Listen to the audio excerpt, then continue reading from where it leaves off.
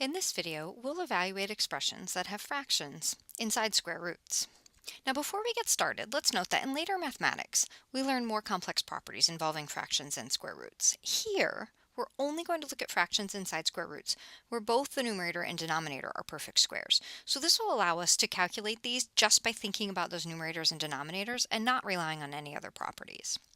So let's look at this first one. This first one is the square root of the number 1/4.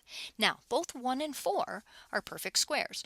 So when I multiply fractions, because I multiply the numerator and denominator straight across, I can look at these numerators and denominators essentially separately. So what do I need to square to get 1? Well, 1. And what do I need to square to get 4? Well, I have to square the number 2. So the square root of 1/4 is actually the number 1/2. And if I think about checking that, so I'm going to do a quick check here. I'm thinking 1/2 when I square it, so I multiply it by itself. 1/2 times 1/2 indeed gives me 1/4.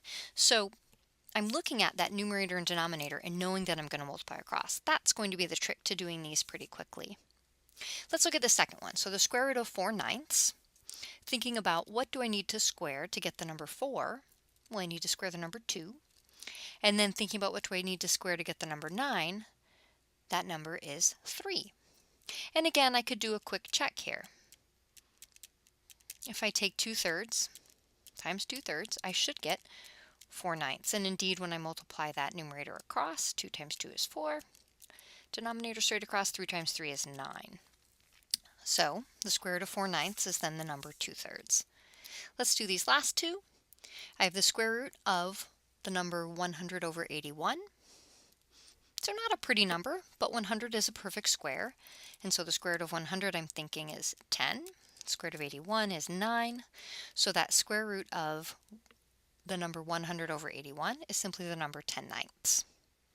This last one, I have the square root of 16 over 25. What do I need to square to get 16? Well, that number is 4.